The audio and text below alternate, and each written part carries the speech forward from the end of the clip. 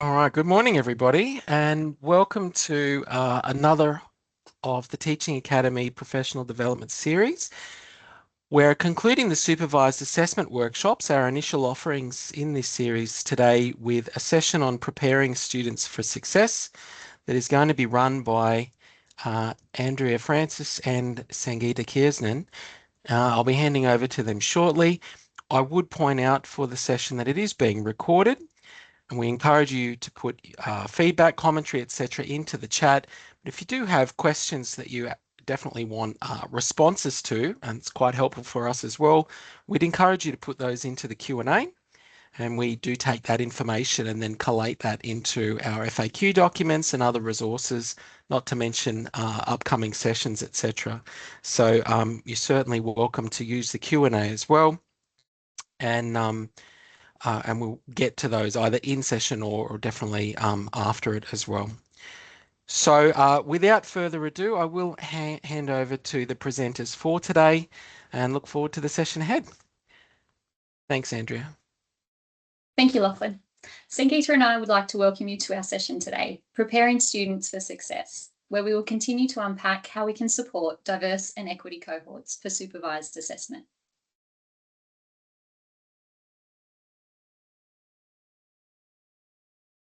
Before we begin, I would like to acknowledge that I am coming to you from the lands of the Wiradjuri people in this virtual space. I also acknowledge the traditional custodians of the many lands on which you are all joining today. I would like to encourage you to please share the nation you are joining from today in the chat. I pay my respect to elders past and present and extend that respect to celebrate the rich cultural diversity of all First Nations people here today.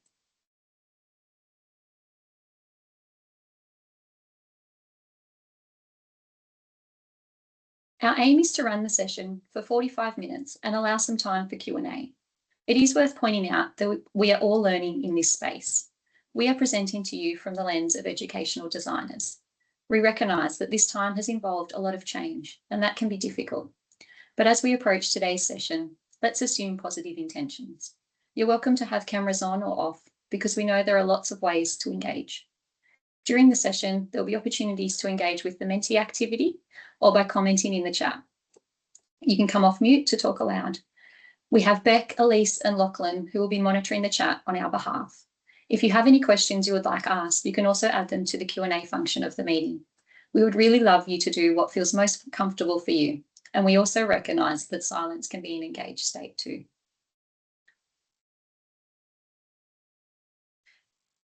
Before we begin, I'll briefly outline how today's session is structured. We'll start by grounding ourselves in who our students are. This is about pausing to consider the range of contexts, experiences, and identities students bring into assessment spaces, and why that matters for how we design and support assessment. We'll then look at designing assessment with the inclusion lens. Here we'll focus on assessment design choices and how inclusion can be considered from the outset, particularly in supervised contexts. This section sets up some of the examples we'll return to later. From there, we'll explore normalising accessibility conversations. This part of the session looks at how accessibility can be embedded early and routinely. We'll draw on a few familiar tools and practices many of us already use and reflect on how these can help make conversations about support feel expected rather than exceptional. And finally, we'll turn to sociocultural considerations.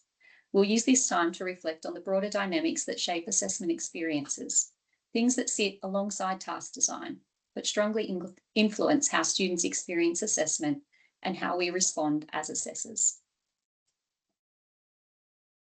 So let's begin by thinking about who are our students.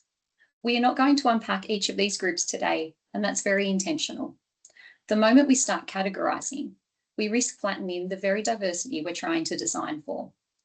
Labels can minimise the rich and varied experiences that sit within each group. A student isn't just an international student or just a student with a disability. They are often many of these things all at once.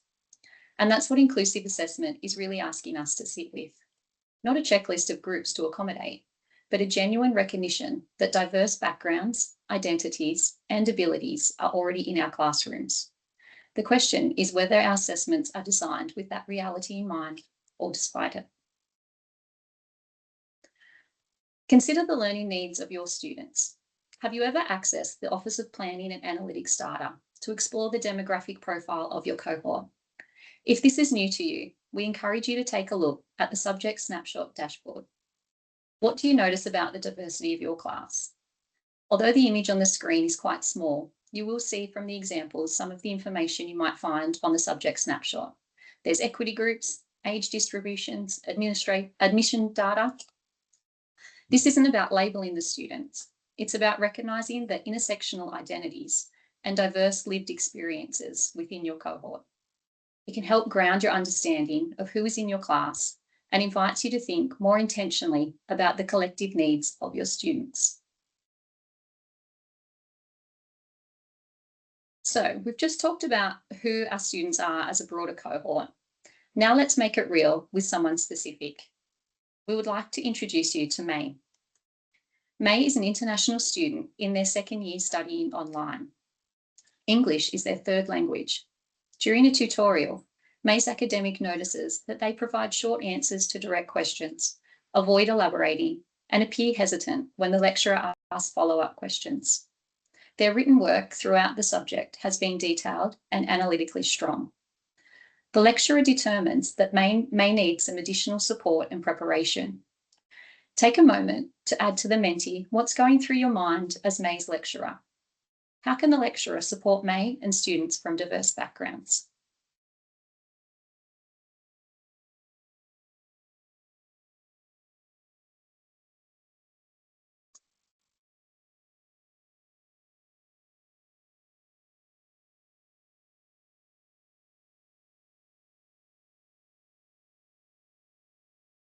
Hopefully we should have some responses popping up there in a minute.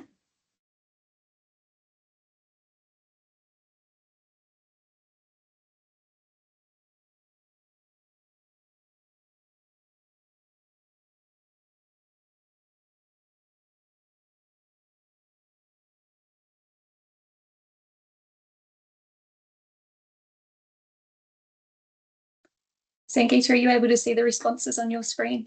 Here they come. Yes. Are you able to see it? Oh, no. Yeah, they're just coming through now. Okay. See, taking time to find out a little bit more, checking for understanding, acknowledging their strength in writing in English, but perhaps not speaking it. One-on-one consultation to ask students what they need to support their learning. Providing different ways to respond. If you scroll down, you might be able to, oh yeah. Language diversities, having a chat to get to know them more. Internal support, such as academic skills. These are all great responses. Creating a peer network so students can support other students, that's a great one. And recognising and reassuring May's strengths. Thanks, Sangeeta. So I think we've pulled out there that additional support might be the key. So finding ways to help May feel more comfortable. So potentially looking at how we could help her to help them to structure their responses in the frameworks that they use to prepare and practice some of their responses. Sharing some examples so they know what quality examples look like, and we'll unpack this more throughout today's session.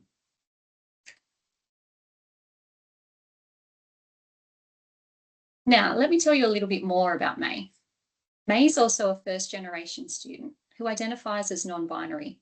They work 20 hours a week to support themselves, and it's possible they are managing anxiety that hasn't been diagnosed or disclosed, which may be influencing how they engage. They also come from a cultural background where deference to authority figures shapes how they speak. Elaborating in front of an assessor doesn't signal confidence where they come from. It can signal disrespect. Their hesitancy in responding during the tutorial was not a knowledge gap. It was a context we didn't know to ask about. And the assumptions we generate at times for our students, that they're unprepared, that they're nervous, that it must be a language barrier, they're not wrong exactly. Sometimes they're just incomplete. And that's what intersectional identities look like in practice. What we see in one moment is never the whole story.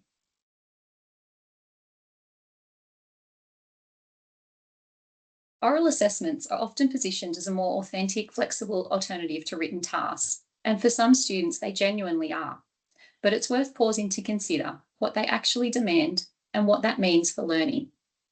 When we run an oral assessment, we're not just asking students to demonstrate knowledge. We're asking them to communicate that knowledge, to explain their thinking, respond to questions, use discipline-specific language, and engage in a professional conversation, sometimes in a language that isn't their first. These are valuable skills, but they're also complex, and they're not always made explicit.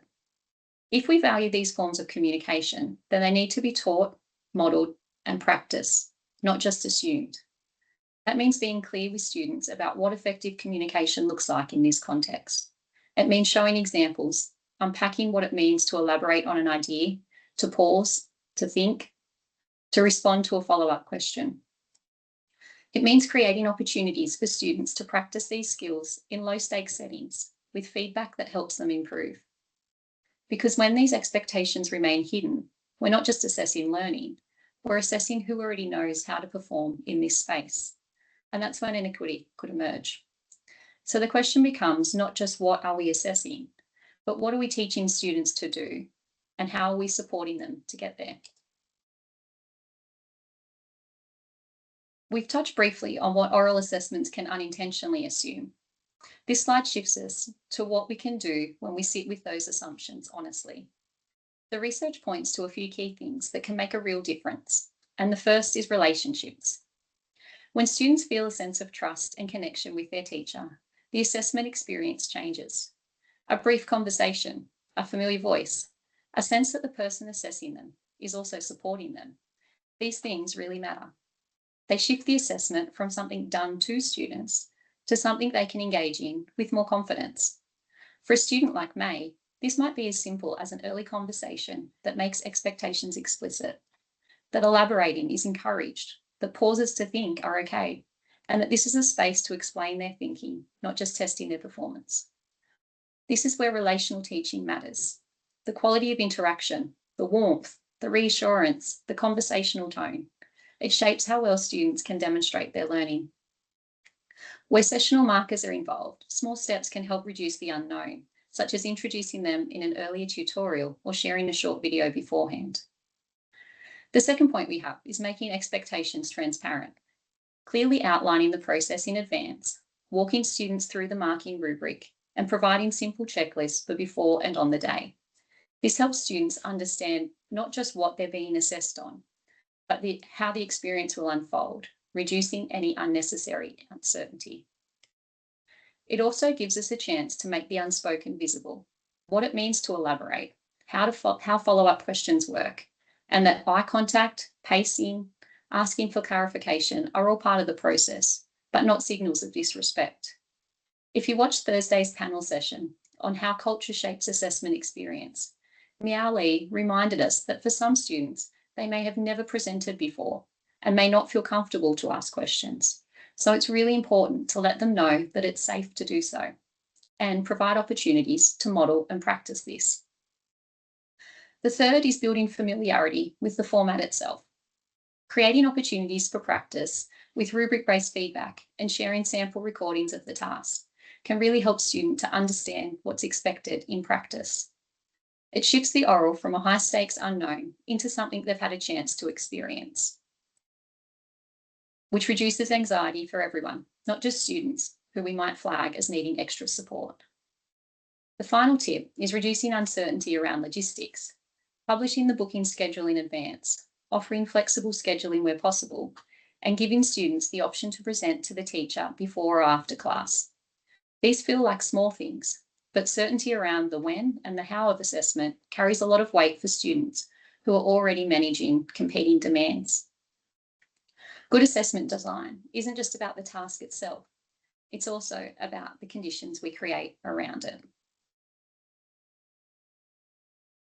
We would like to zoom in for a second on the relationship aspect of supervised assessment. For this, we've invited Dr. Jo Fitzgibbon, a lecturer in inclusive education, to share with the group something she has implemented this session. Hi, Jo. Thank you for joining us today.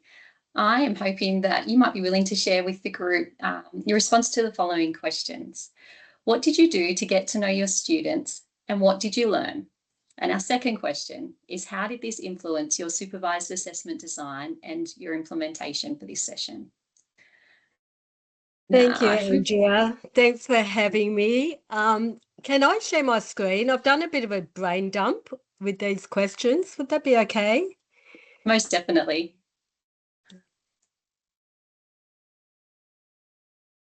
I just need permission to do that. Oh, Lachlan.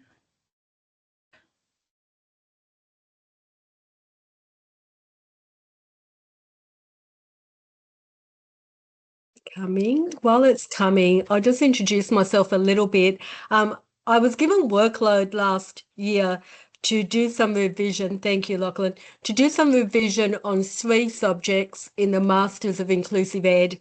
And during that time was when we were also introduced to supervised assessment. So I got really excited about this and thought, how hard can it be? So I created oral assessments in the 3 subjects that I have been reviewing. So I've been sitting in supervised assessments, dreaming about it as I'm driving along in the car, thinking about it. But what I just want to share, hopefully you can all see that. So these are the 2 subjects that are running for me this session. And you can see that I was so super keen. I've got 2 interactive orals in EPT 505 and 1 in 513. Apologies to everyone because I need a couple of disclaimers here. I know nothing about interactive oral assessments. I now know so much. Big thanks to Trudy Fenwick. She has guided me, encouraged me, championed me on, let me cry. She's been fabulous. And none of these ideas that I'm sharing today are original. I've pinched them all. Robin Jarman says, Jo, you're not stealing, you're honouring the people that you're pinching them from. So if you see yourself here being honoured, thank you. I have pinched from you. So the first thing I do is I do this introduction Padlet, and I've done it every session for a while now. Students get to upload a picture of themselves or something that represents them and write about themselves. I've done this for a little while, but as you were saying, Andrea, I really felt that it's so important now that we're really purposeful about this relationship building. So that's taken on a stronger importance for me. And look, they're just really interesting to read. Our cohort in the Masters of Inclusive Ed are mostly teachers doing postgrad study. So they're working full time, trying to study afterwards, run a family, have a life. Some of them have not studied for 20 or 30 years. And they put a lot of pressure on themselves because they're mostly educators. So they should be able to study. So they come with a whole lot of pressure on themselves as well. I do this one also in terms of where you're located and this whole notion of place being so important to our learning. This one absolutely has been pinched from Natalie Thompson. There's quite a bit here from Natalie Thompson.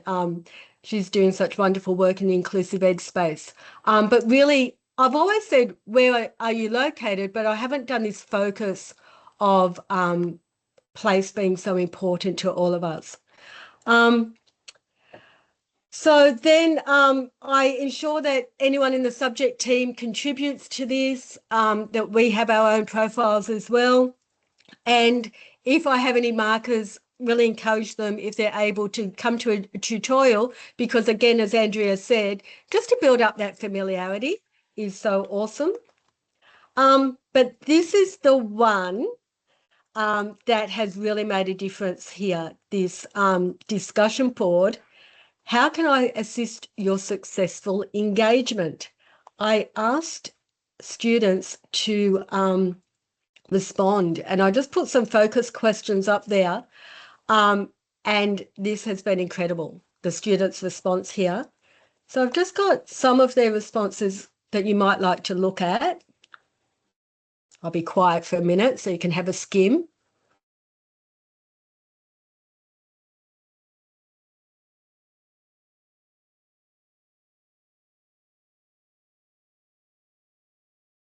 Look, if a Masters of Inclusive Ed degree does not practice what we preach, This is then real that is face. Someone problematic. already told me.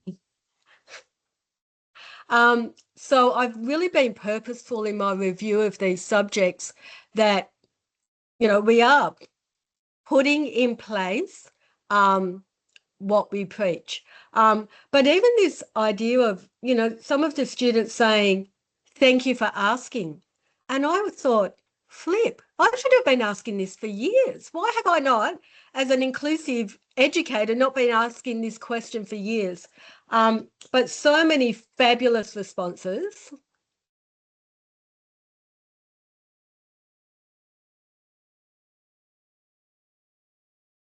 But then I realised since I asked, I had to answer each one, and I had to answer each one individually.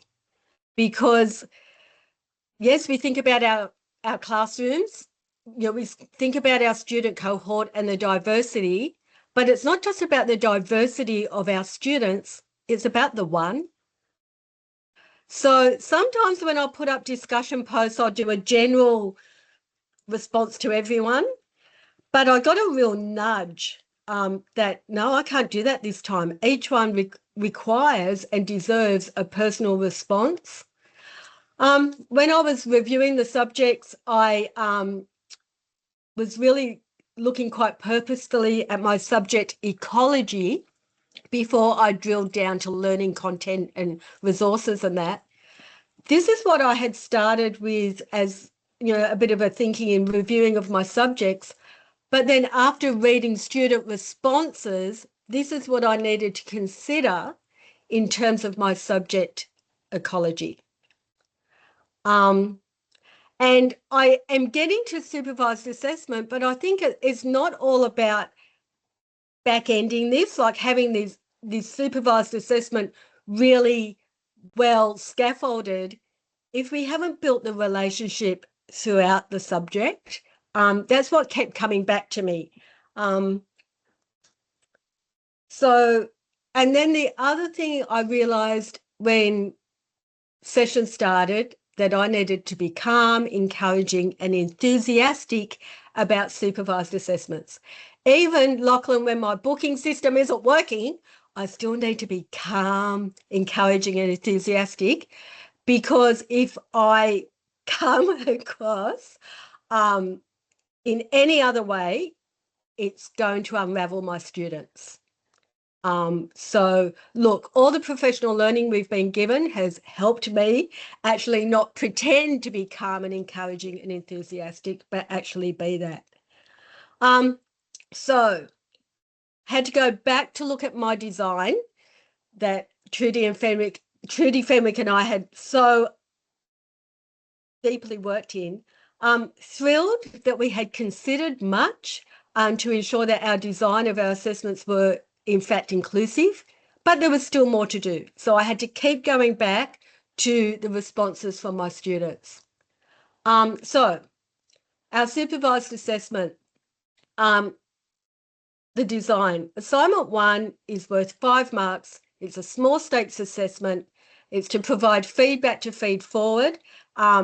Students have to design in this assignment 2 questions that they would ask to a speech pathologist. And they get a first go at drafting these questions in this first assignment 1. What is important about that? It's a small stakes assessment. It was marked swiftly and returned to students. We were able to demonstrate in tutorials how to use the feedback for that to plan for some of the components in the interactive oral. Ensured that all our instructions were clear and we went through them each time at strategic time points. The rubric has been unpacked and linked to task criteria in every tutorial. I start with a backwards design model in my tutorials. So I start the tutorials looking at a component of the assignment and then linking the teaching and learning to that component.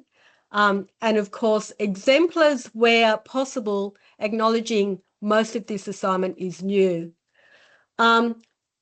Assignment 2 is our interactive OL. So it has student choice. They can choose their role. Our interactive OL, like most of you, is going to be a role play. I'm the learning support coordinator, or the marker is the learning support coordinator. The students can choose, depending on their roles in schools, are they the classroom teacher or are they the learning support teacher? Now, that actually was a change at the last minute because a student asked me, Jo, I'm not a classroom teacher, I'm a learning support teacher. This would work better for me if I was the role of a learning support teacher. I changed that straight away, right? Should have thought of it, didn't think of it, but awesome. The other thing we've provided is two opportunities for students to be successful. They have an interactive OL for 20 minutes. During that professional conversation, they get feedback, and they have a small submission that is due 1 week later, some documentation that they can use the feedback from assignment 1, the feedback from the interactive OL to do a whiz-bang written submission that they submit a week later. Again, students were introduced to marker, and the marker stayed in the tutorials and contributed to the tutorials. So the students became not just familiar with me, but also the marker. And that was actually a really nice rapport to see.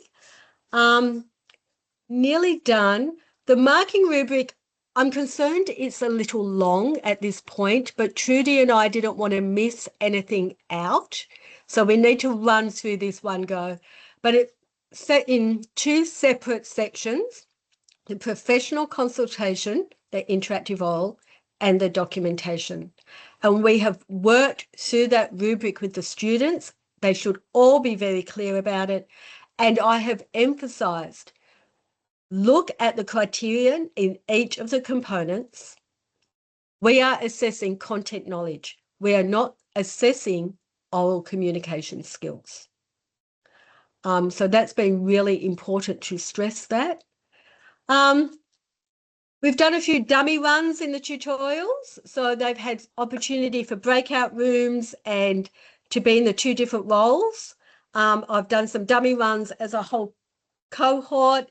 And I say dummy runs because I have fumbled my way through, and they have loved that I have fumbled my way through, and that is okay.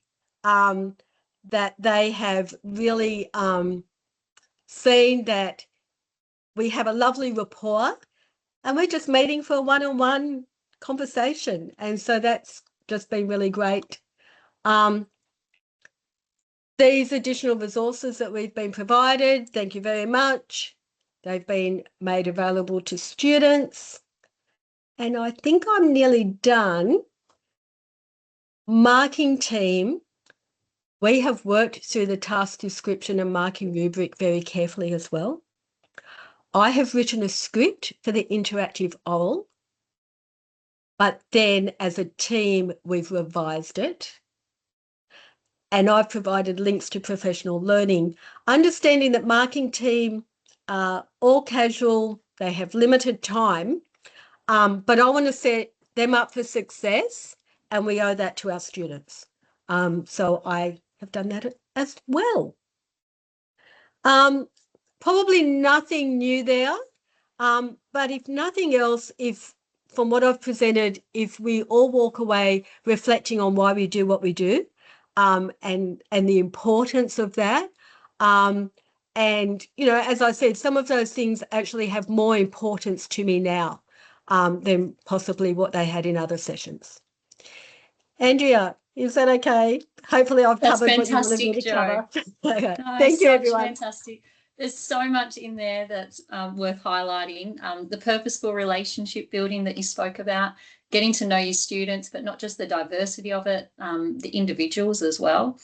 I love that you spoke about how you lean on UDL and how you've used that to develop your subject resources and update things, your scaffolding, the regular referring to rubrics for students. It's all just so helpful.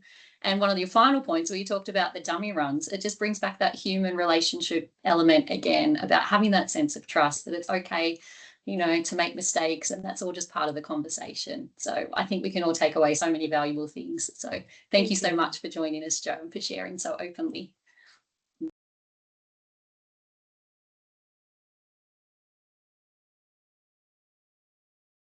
Jo's examples really show what thoughtful practice can look like. The question for all of us now is how we can make that consistent and how we design for assessments that support all of our students. So the first question you'll ask is deceptively simple. What are we actually assessing? If the learning outcome is critical thinking, then the task should be designed to surface critical thinking and not the ability to perform it spontaneously under pressure in front of an authority figure. When we're clear about what we're measuring, it becomes much easier to see which part of the task design are actually serving that purpose and which parts are just habit. The second question is about structure. Task criteria made visible in advance and flexibility in how students demonstrate their knowledge. These aren't concessions. They're better alignment between what we're saying we're measuring and how we're measuring it. And the third question is the most confronting. Whose knowledge and communication norms does the task reward? If fluency in academic English, eye contact, spontaneous elaboration are what distinguish a high grade from a low one, and those things aren't in the learning outcomes, then the task design is doing something that we haven't made a conscious decision about. And I love that, Jo, you pointed out that those things aren't included. They're not there what you're assessing. And finally, we need to consider the power. In a supervised assessment, one person is asking the questions, setting the pace, making the judgments, while the other is trying to demonstrate their learning in real time. That imbalance can shape how students respond, especially if they're already feeling uncertain, anxious, or out of place. Leveling the power dynamics doesn't mean lowering the standards. It means designing the interaction so the student is an active contributor, creating a space where they can show what they know without any unnecessary barriers.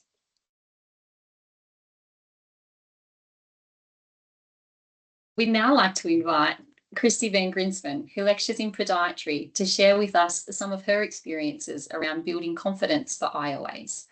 So Christy, we're really impressed to see that in a recent presentation that you mentioned that you love seeing students' confidence grow during IOAs. So we were hoping if you could share with the group what you did to support that growth and any strategies that help students feel more comfortable and capable.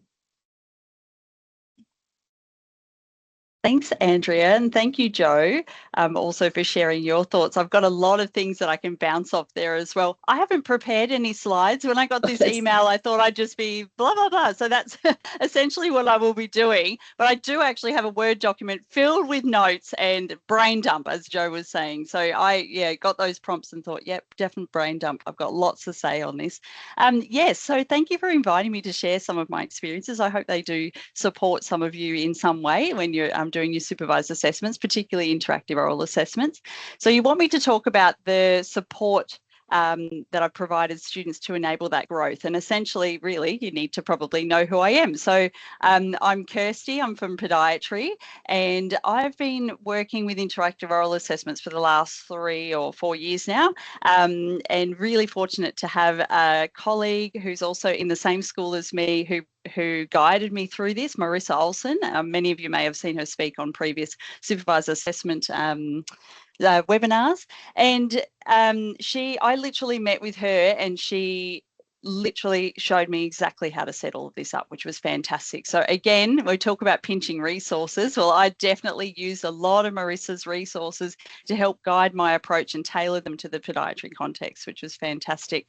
So the 2 subjects that I convene are Pod 112, which is a first year podiatry subject, and it's Introduction to Podiatric Clinical Practice. And then the next one I convene is Pod 318, which is Podiatry for Chronic Disease Management. So I'm working with those beginner learners and I'm working with those more sort of higher level learners. So, and I have actually implemented interactive roles into both those subjects now. I first started in the third year one thinking that that would be, you know, that higher level critical thinking, more complex stuff. But actually, we've put it into the first year one, and it's been really great to see that growth, which has been fantastic. So things that I do to help them grow. Well, essentially, I think the preparation for it all starts from the beginning. So I design intentionally. Everything is done intentionally, from every little discussion that we have and all the things in class that we do. So I set the expectation from the start with the students, the goal. And I ask them as well. I'm like, what is your goal here? Why are you studying podiatry? And they'll say, well, I want to be a podiatrist, or I want to be a podiatric assistant. So they want to be really good health professionals, right? And so good communication and being able to work with people, that on-the-spot thinking, those problem-solving skills, we need all of that in a health context. You never know who's going to walk through your door and what they're going to have, and how their health literacy might be as well. So, you know, learning to adapt on the go and adapt language and use terminology depending on who you're talking to, whether it be a patient or a health professional.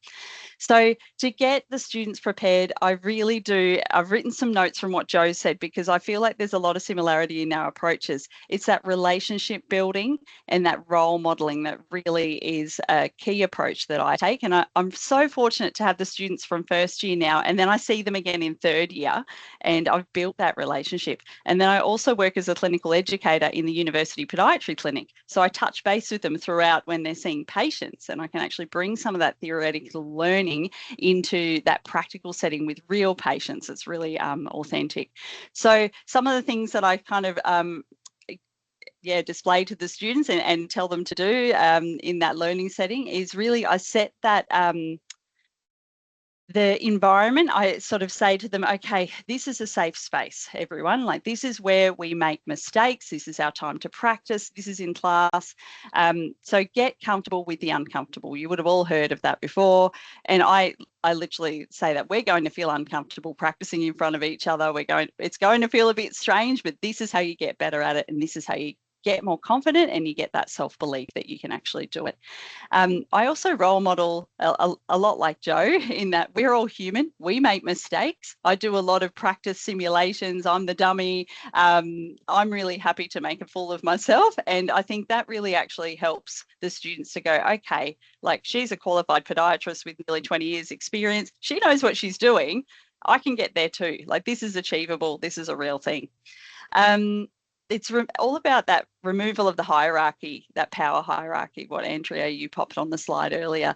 That really resonated with me as well. And I really make a conscious effort of telling the students, particularly not as much in first year, but when we get to that third year subject, making it known that we're learning together, because there is a lot of complex topics that we're dealing with, some really things that challenge people's ideas. We talk a lot about cultural things as well, so positionality, standpoint, in terms of First Nations content. So some of that can be a little bit challenging. So I'm always making it known that I am learning. Every time I teach this subject, I learn something new from you, and you learn from me. So that's really nice to rebalance that power hierarchy.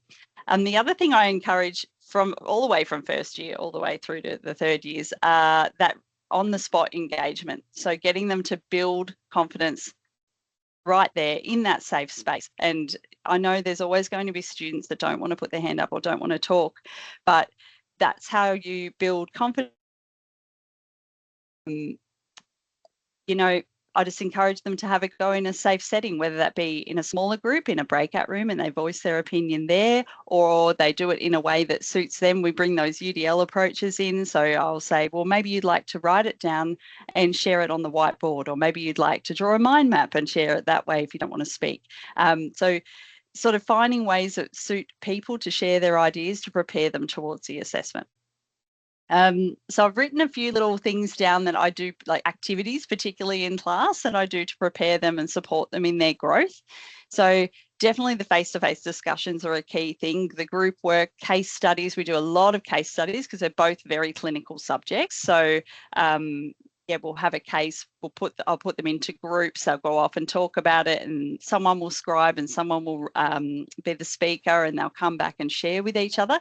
And I make it known to them from the start that we are doing these activities to prepare you for your interactive oral assessment. You are learning how to get comfortable talking about this content, how to talk about it with each other, in this setting. So then by the time we get to the interactive oral assessment, you are speaking about all this easily. It's not a foreign language to them by the time they get there. The other thing I really encourage them to do is, fortunately, with the first year subject, they have some clinical placement as part of the subject as well, like workplace learning. So in clinic, when they're working with real patients and I go in and I'm supervising them, I can, put some little prompts and things to try and get that knowledge out of them as well and get them practicing using that before they get to the interactive oral. What else do I want to share? Maybe, there's an experience that we do in Pod 318 where we take the students out on country for a cultural experience where they're learning about culturally safe practice with chronic disease management in podiatry. So again, before we go out on that experience, I'm asking and informing the students from the perspective of the Aboriginal Medical Service. They've actually come and said to me, we'd love it if students came and they were really deep listeners and they asked questions. And so I'm preparing them before they go out to that experience of how they should behave in that environment, and informing them that, practicing asking questions and displaying your knowledge in different ways is really helpful to prepare you for that interactive oral assessment at the end. So in terms of direct resources around that interactive oral, I do a lot of the similar things that Jo does. I put up the case scenarios. I have a sheet of preparation prompts that I'll give the students. They're not necessarily the things I ask on the day. And there's two different scenarios. I should have actually talked about that, sorry. But the first year scenario, I'm the patient and they're the practitioner. So they've become qualified and they're educating me on my case. So I'll have some kind of foot condition and they're educating me about that. And they have to learn how to translate that technical knowledge into a way that a patient might understand, depending on their background and their literacy level. And then for the third year subject, the interactive oral is a little bit different, where I'm actually a student on placement with them and we're seeing a case together and they're the practitioner and they've got to actually come and we have a case discussion afterwards. So they're having that more complex, higher level thinking where they're actually talking about and using that technical language to a student, but still in a way that they will understand. So I've got to pretend that I don't know what I'm talking about, which is always good fun and gives the students a good laugh. So again, back to that relationship building, we talk about that a lot in class, that you guys are the professionals. I'm the one that doesn't know what I'm doing. I'm going to pretend I don't know what I'm doing and you're going to have to tell me. So it's like, I think having fun with it is really good. A lot of the feedback from the students, and I might have said this in a previous workshop, is that they find it really fun. They love this interactive oral assessments. They find it easy. They always say, I wish I had more time to talk. It went so quick. So I think that's good feedback to let you know that you're on the right track with their learning. So other resources I'd use to help support their growth to feel comfortable are things like setting the expectations, going through the marking rubric, all the things that we all usually do. I have permission from a past student to share their exemplar and I put it up on the screen and I give them all a marking rubric and I say, hey, you guys, let's mark the student. What do you think? Why did you give them that grade for that? Why did you give them that grade for that? Why did you give them that? And it really, they found that helpful in that it made them realise actually what extent they needed to explain things and how much time to spend talking about certain aspects. They picked up one thing with this student, they spent a bit too much time talking about one aspect, so therefore they didn't have enough time to talk about something else. And that was really great because it helped prepare them for when they did it, they wouldn't talk too long about that particular part.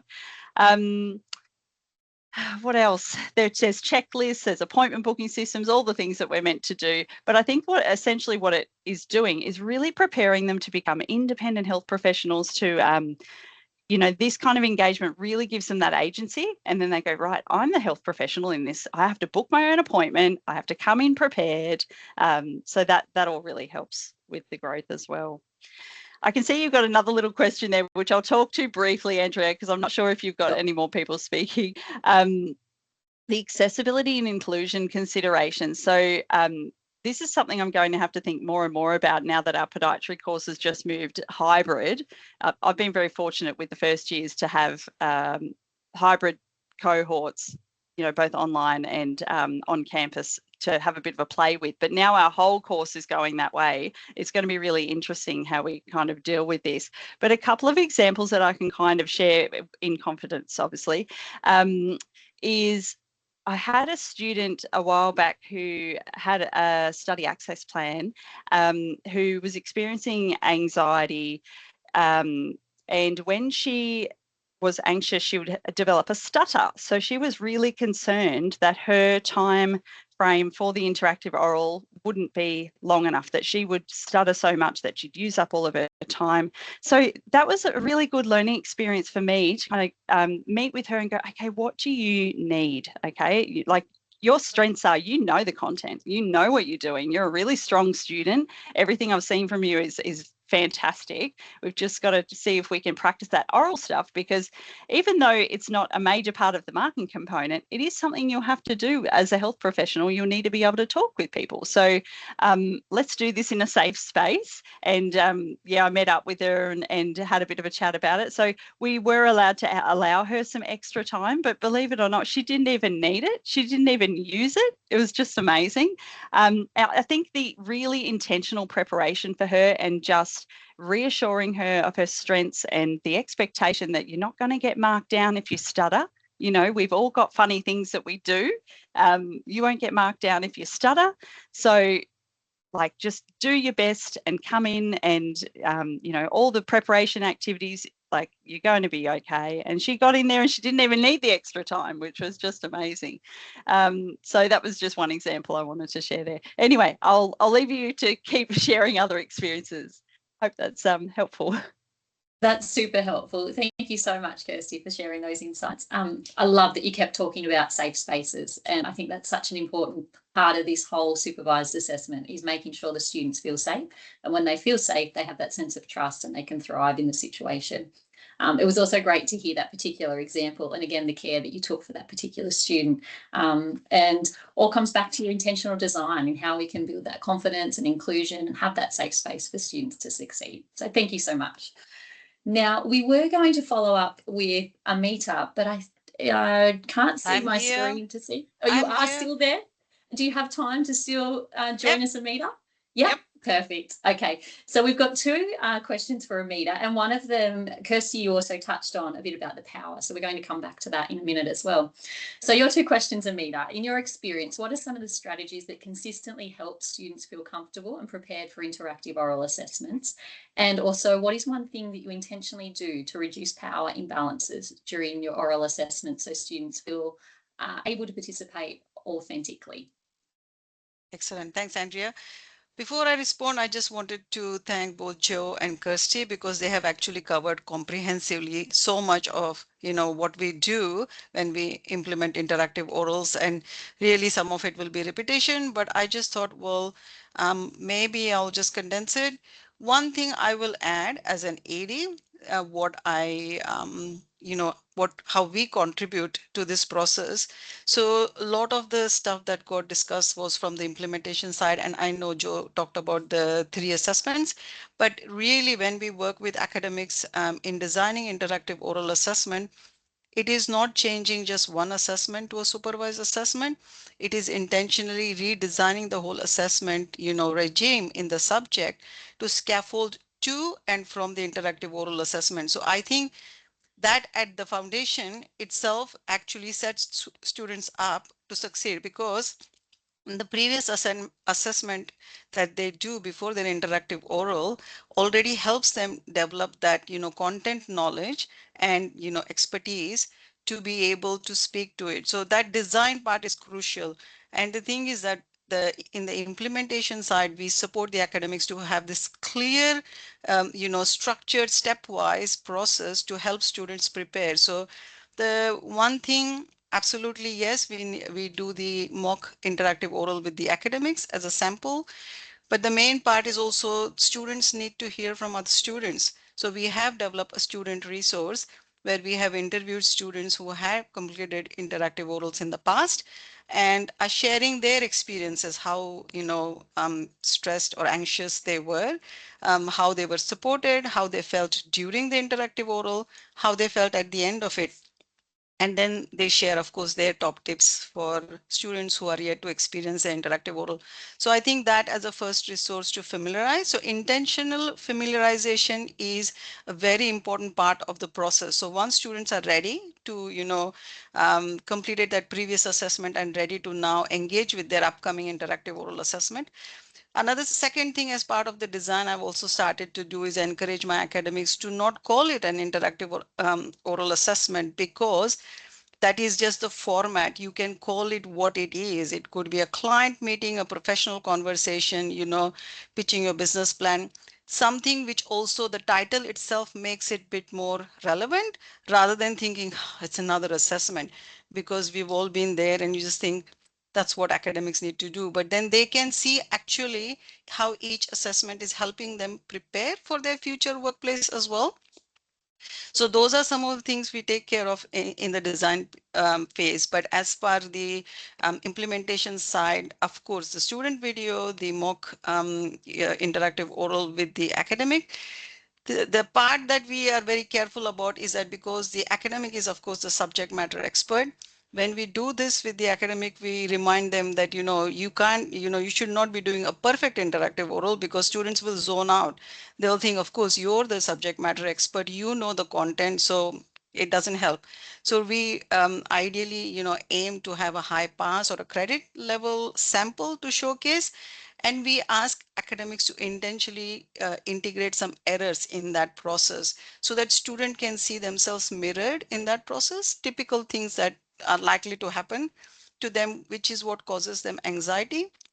So where they might stumble, their English may not be their first language, or they might just not give a complete response. And how that's handled, that type of modeling is really valuable, because automatically all the academics that I've been working with for last 6 years now with this assessment type, they have said as soon as they see that, you can see the stress levels go down. They think, it's a conversation. It's very supportive. I don't have to know the response straight up in the first go. If I forget something or make a mistake, the academic is going to give me a prompt which will allow me to, improve my response. And obviously then it will um, impact their grades as well. So that kind of modeling is crucial. And we, of course, as you know, we have also the academic skills team come and do the workshop. So they also have another phase to go to if they need any support. So any preparation that they need to do which is not related to the subject content is taken care by the academic skills team. So that's another way of supporting. So the intentional, familiarization, modeling, and that support, and then give them as much practice activities, with both Joe and Kirsty have really beautifully explained. And I think, of course, with permission, if you can show another student's sample as well, it's good for them to see as well. So the more opportunities that they get, and like I think what Kirsty mentioned, the part of doing the mock interactive oral, apart from showcasing what it looks like and modeling those errors, we ask the academics to do that marking exercise with them. And I found through my experience that is one of the most powerful exercise that we can, do with our students, because it improves their assessment and feedback literacy, because they know clearly, because they are doing an evaluation of their academics IOA, they know what's expected of them before they go in. So all those small steps, and then multiple practice opportunities with their peers or with their academic, helps actually develop that confidence for them to be prepared to participate in that interactive oral. So that's kind of what we found works very well. And as for the reducing the power imbalances, I mean, personally, I never liked oral assessments when I was at university. They're so scary. You know, you get this Q&A, the academic will ask you a question. You're already very nervous. You may not be able to give a complete response. You have no idea how you have gone. And then you go and then you have to wait for that, you know, whatever weeks it might take for you to find out how well you did. So those are some of the things which are very, elaborately covered in the literature around oral assessments. But so we avoid all that by, you know, considering that when we are doing the design. So when we develop the scenario, first of all, we place students in a professional role. I mean, of course, depending on the level and year of study, but let's just go with that. So they actually are, you know, have to step into that professional role. They're no more a student. So basically, as they start their interactive oral and they step into that role, within a couple of minutes, they forget that they're a student. The person they're talking to is the assessor, and this is an assessment. They actually engage in that professional conversation. And just like what Kirsty said, we either make them, make them peer-to-peer conversation, or sometimes we do have students as the expert and the academic as the junior, and students do feel that difference, and those types of minor shifts in the design make a big difference to the students, you know, confidence level and anxiety as well. And so when they walk away, they feel like I can have this professional conversation when I go into the workplace. So it's not like now I'll have to figure out because now I've passed my qualification. So we are actually preparing students along the way, and by the time they finish their degree, they're ready to hit the ground running. So I think that's really important. And thanks, Kirsty, for bringing that up. Like, you see the students in first year, some of them second year and third year as well. You've already developed the relationship, and then you can scaffold that interactive oral through the qualification as well, so that you can raise the bar and start from novice to getting to that expert level that they're ready to join the workforce. These are really good strategies, and they really been we have implemented in several subjects. So they work really well, and students are very happy. We've collected student feedback through a research project as well as through SUES, because academics want to also, we recommend they capture the student feedback so they know how they're going. And it's really overwhelmingly positive. And we are very mindful of the challenges as well. And we are here to support if you experience anything. So that's all from me. Thanks so much, Amita. Your depth of experience always comes through in what you're sharing with us today. And thank you to all three of our guest presenters. I think it's been really valuable to hear firsthand experience, and I'm sure we've all are leaving with lots of good tips from you all. We are running exceptionally behind with what we had left to present. I will just see if Sangeeta wants to jump in. We will send out our slide deck, so there are some slides that we haven't quite got to today. I guess if you want to stay on the line for a little bit longer, I'll see what the team wants to do. Yeah, thank you. I think one thing I just want to highlight is the social stigma surrounding accessibility. So I think we need to normalize those conversations. So find space in your subject site to include those conversations.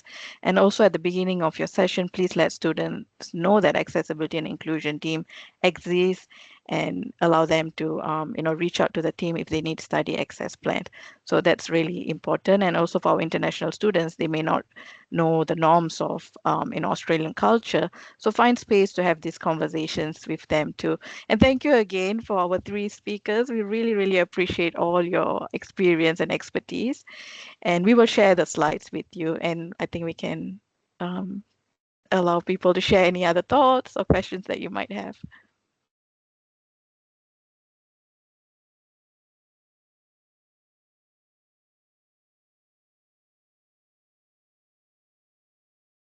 No, I can't see anyone popping up with any questions. Beck, was there anything you wanted to wrap up with before we sign off? Beck's just had to jump out to another meeting. But a big thank you to everyone who's attended today. And if there are any questions or issues that you'd like to raise, you can obviously reach out to DLT, or if you need educational designer support, you can log a Sherwell.